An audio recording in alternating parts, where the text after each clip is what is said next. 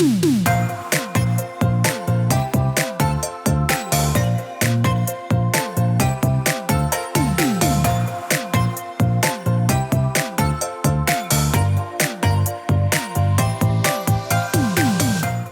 to the Plant Based Podcast. Did you know that plants are truly amazing? Not only can you grow them and eat them, you can also wear them, drink them, nourish your skin with them, and so much more. Let Ellen and Michael inspire you to love plants as much as they do, as they chat with the movers and shakers in this wonderful plant-based world. So, let's dig in. Series 12 of the Plant Based Podcast is sponsored by People, Plants, Wellbeing. This is the place where you can find your magic through the power of plants and nature. Relax at a nature immersive retreat, wellness day, forest bathing walk, or why not contact the studio about a tailored team day for your work colleagues' wellbeing. Later in the episode, we'll be giving you an exclusive discount code for all podcast listeners, and this can be used for money off People, Plants, Wellbeing services. Find out more about nature-based wellbeing studio at peopleplantswellbeing.com or on Instagram under People, Plants, Wellbeing.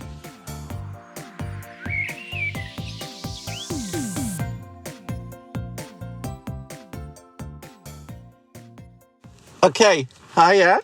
For my solo episode this week, I'm bringing you someone to the front who's usually nestled behind the scenes. Step forward, Jen, my digital assistant. Hello, how are you? Hello, I'm good. How are you? Good to have you here. I know you were a bit shy. But this week, we're going to talk about social media, the good, the bad, and the ugly, because it's an opportune time to talk about socials. As myself, I've just been on part of a panel discussion for Hort Week with Megan and Lee, the beardy gardener, and with so much more to talk about with social media, I wanted to introduce Jen to all of you. She helps me out. She helps out the Plant Based Podcast and Ellen. So, welcome to the podcast, Jen. Thank you. Tell us all about yourself in a nutshell. So in a nutshell, I'm a creative consultant with a focus on content writing and social media, and I work with a variety of different businesses, both local and national, and of different genres as well. Mm-hmm. And I guess the horticultural ones you work with are your favourites, right? Of course. So tell us, how old were you when you first started using social media? And at that point, did you envisage that you would be working in social media so many years later as well? Well, it was a very long time ago when I first was on social media. I think I had a MySpace account. Yeah. Oh wow! I didn't even have that. My parents were very much of the ilk of, if you went on the internet, you had to be very careful that you didn't get abducted by a stranger from some random place. So, but it's good to have that awareness, and that probably serves you well now as well. I think so, because I even though I have my own social media, like my personal social medias, and they are open, I am still very much private about certain things that I don't want people to know. Yeah. So it's good to have that awareness, as you say. But when I started really using social media properly, I would say I had this platform called Bebo, which I think a very narrow age group will remember. I'd say if you were born 1990 to maybe 1996, you probably had this.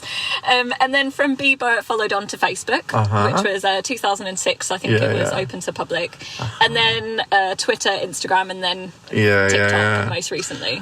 God, I remember Facebook was my first platform, and that wasn't until I was mid-20s or something. Yeah. But before then, Friends Reunited. Have you heard of this? Oh gosh, I wasn't on it, but I think it was. It's for people who maybe lost touch with people from school and things like that. Or wanted to stalk the people they fancied at school. Yeah. Because I don't remember it had pictures or not. I don't remember actually. Oh, I wouldn't know. Yeah. But I always feel like for my age, I feel like very much an in-between generation, because obviously I didn't have the internet until 18, and so I remember dial-up. Did you have dial-up? I do remember dial-up with that sound. Yeah. And that would then hold up the phone lines. So that was obviously a reason not to go on the internet in terms of in your parents' eyes at least. But so I really saw both sides of the coin, kind of life before the internet and life after. But you can still remember life before, right? Yeah.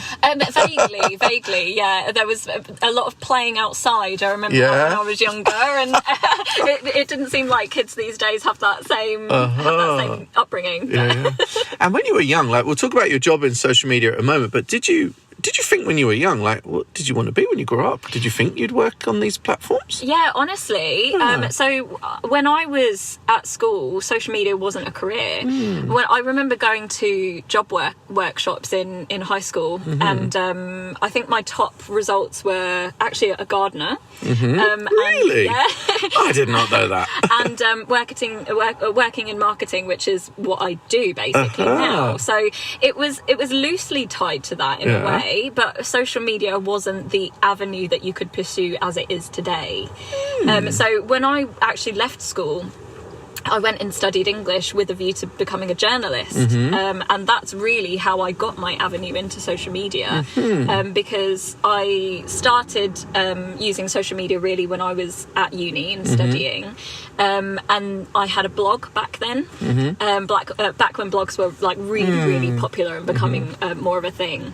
And I sort of linked my social media to that. And then when I started as a journalist, I managed the social media basically because I was the youngest person in the they room. always pick the youngest person. Why is that though? It's so funny. I think it's well, first of all, social media wasn't viewed as importantly as it is now, and so they thought, okay, you're an intern, you can get lumped with the most uninteresting, boring jobs that no one else wants to do. I was lumped with social media. But little did everyone know that, you know, people who were interns and who were young people working in the offices were developing those skills that they could then use to progress in their career. So it was really an opportunity. That's really cool.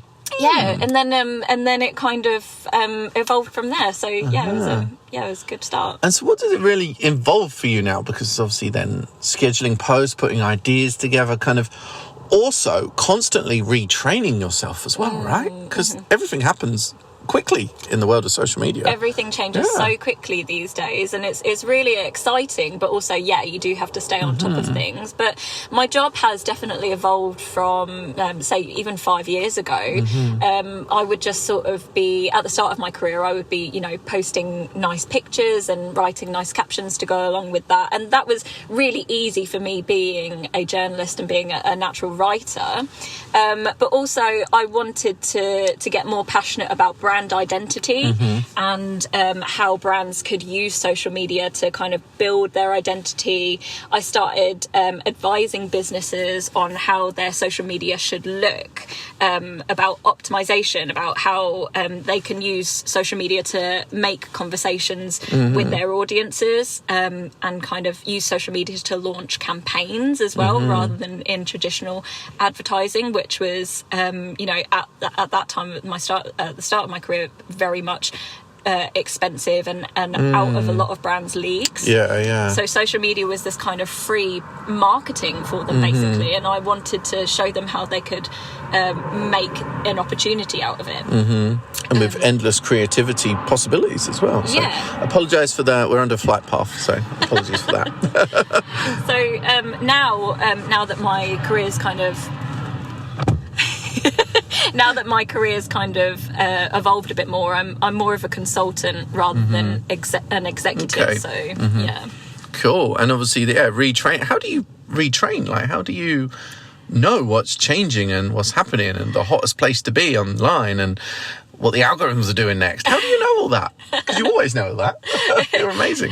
Thank you. It's basically like using social media. That's really where you get your training. I scroll through TikTok and Instagram throughout the day, and if you look at me, it looks like I'm procrastinating, but I'm really learning. You learn, That's the thing. This is something I hate. When people see someone holding a phone, they always think they're wasting time.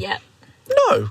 It's something you built a career around, and it's not to be sniffed at. It's all about practical experience and what you can learn while you're on the job. I mean, you can sit in seminars and workshops all day, and you can learn your theoretical knowledge, but it's that practical knowledge and practical experience that will help you progress. That's such a brilliant point. That really is.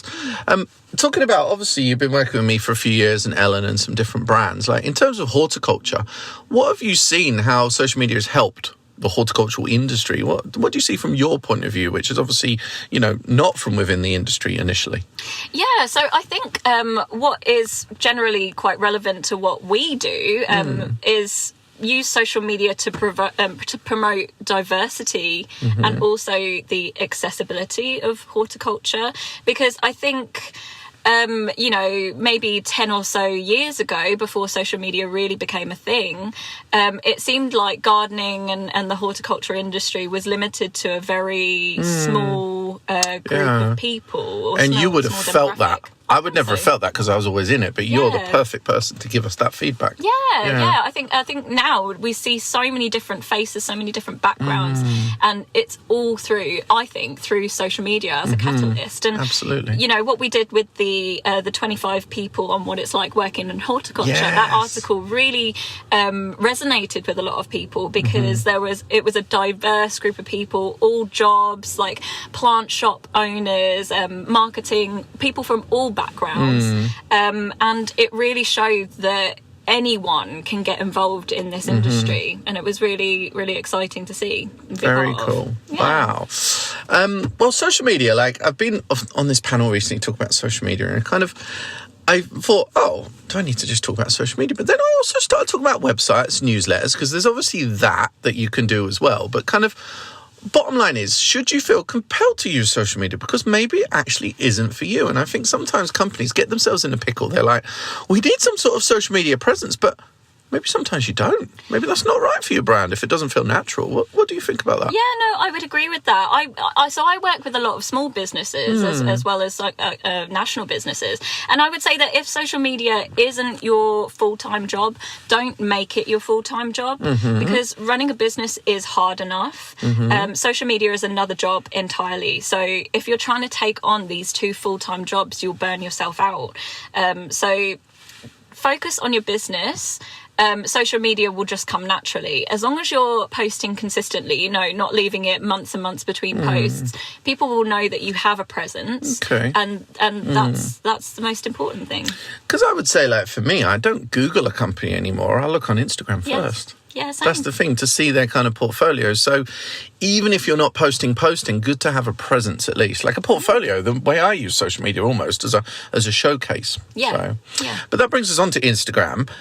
How that kind of feels like the king of social media. What do you think about that? Am I right, or am I kind of just thinking about one demographic? And where does Instagram in particular go next? How do you feel about Instagram? Yeah, so Instagram is really, in my opinion, the heavyweight of social media platforms. But we call it the king, but a king can get overthrown. Yeah, but also I guess, is it the biggest? Because we all have a different reality. Because we might talk to someone 10 years younger who thinks TikTok is the biggest. Yeah, absolutely. What is the biggest by users? Is it Instagram? Indeed, so I think at the moment it's Instagram. Definitely where it's moved at the moment with Threads. It's had 100 million downloads, and it's apparently the most popular downloaded app of recent times. So it's got a very active demographic. So where's it going next? Because it feels like it can do no wrong.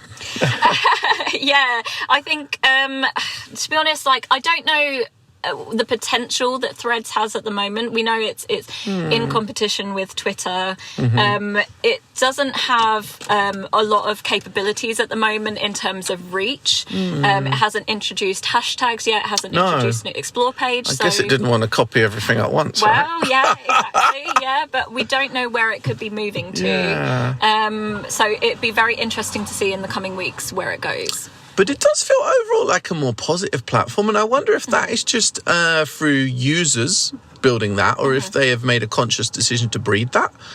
I feel like Instagram is kind of unaware it's like that, but people have chosen to make it more positive. What do you think? Oh, I don't know. Yeah, I agree with what you're saying. The demographic is very different to Twitter. I think Twitter can sometimes be a bit of a nasty place. You've got a lot of antagonizers on there, whereas Instagram has always been this kind of community of, look at this nice thing that I did today. And people kind of celebrate that.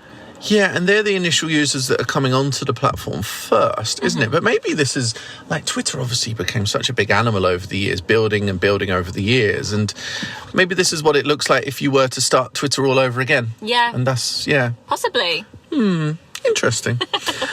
What do you wish someone had taught you about social media before you started, Jen? There's lots of things, but particularly I'd say it's not all about follower count.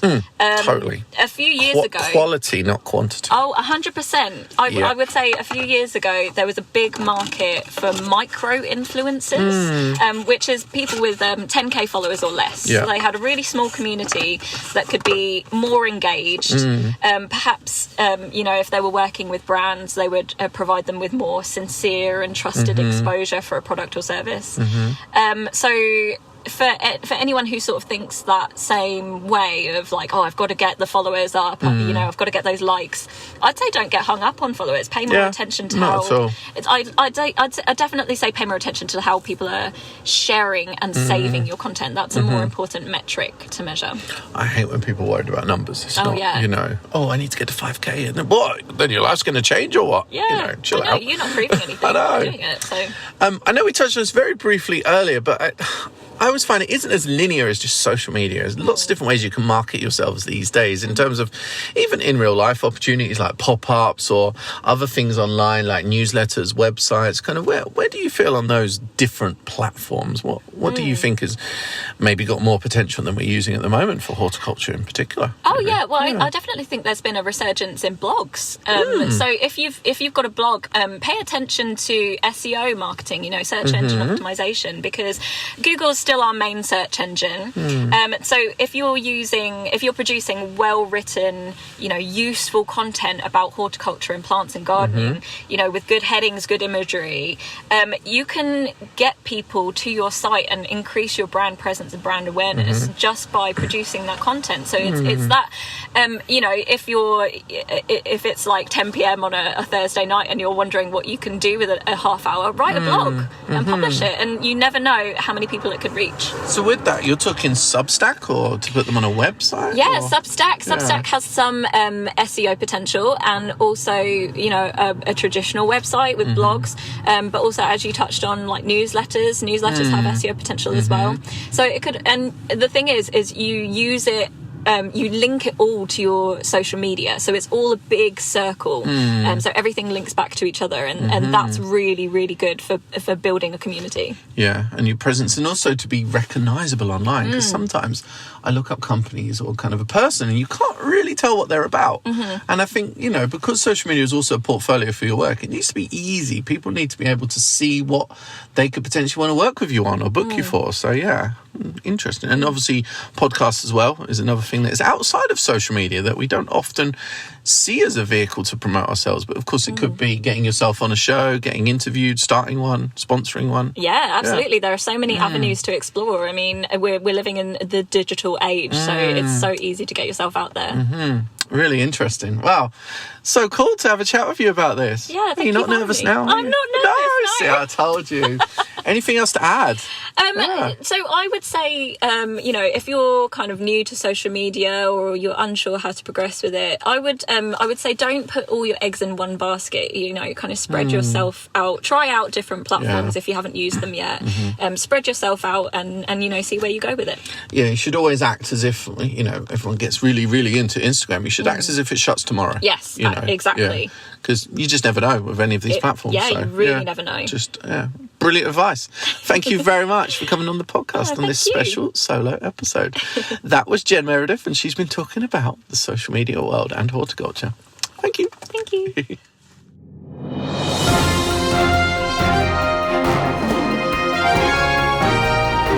Welcome to the Plant Based Podcast News, your horticultural news roundup for the week.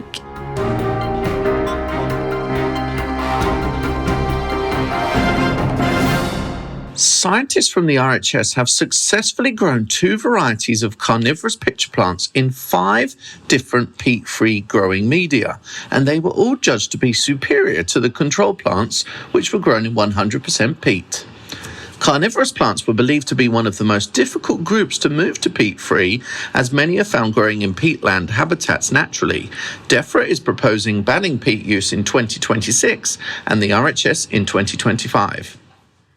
Do your roses have black spot? It's a common fungal problem with roses all across the UK, but the Royal Horticultural Society are on their case, and rather than using fungicides, they are testing silicone onto the soil to see if that stops the fungus spreading. It's been successful so far in treating other fungal disease, powdery mildew, and others in strawberries. So keep an eye out, silicon may be the answer in the future.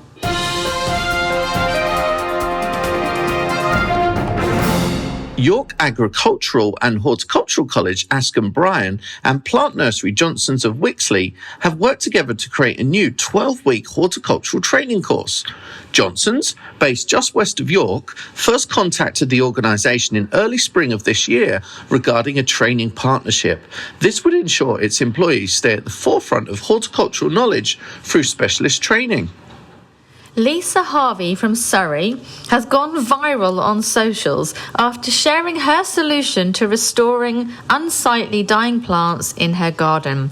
She was getting frustrated that her outdoor greenery was constantly dying, and she wanted to find a cheap and easy way to combat that problem.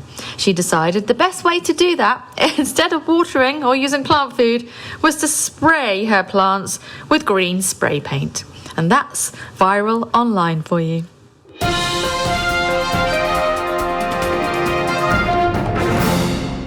Warmer springs are causing bees to wake up earlier, a new study has found. This threatens the pollination of crops such as apples and pears. The research, believed to be the largest of its kind in Great Britain, found that for every 1 degree Celsius rise in temperature, wild bees such as bumblebees emerge from their nest 6.5 days earlier on average. A plant believed to be one of the world's most poisonous plants, with a sting so strong it can give you unimaginable pain, something like being burnt with hot acid and electrocuted at the same time, has arrived in the UK at a popular garden. With a sting so painful, the Gimpy plant has tiny hair-like needles which are full of toxins.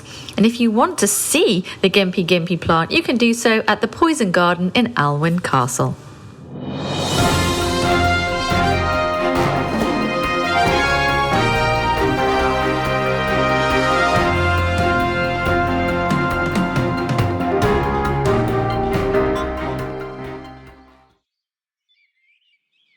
Series 12 of the Plant Based Podcast is sponsored by People Plants Wellbeing, the nature-based wellness studio where you can find your magic through the power of plants and nature. Take 10% off all services, treatments and retreats with our exclusive discount code for you, our podcast listeners. Use code PBP Series 12 via the website or when you contact the team to book. Next wellness days are coming up soon. Find out more and book your place at peopleplantswellbeing.com or on Instagram at peopleplantswellbeing.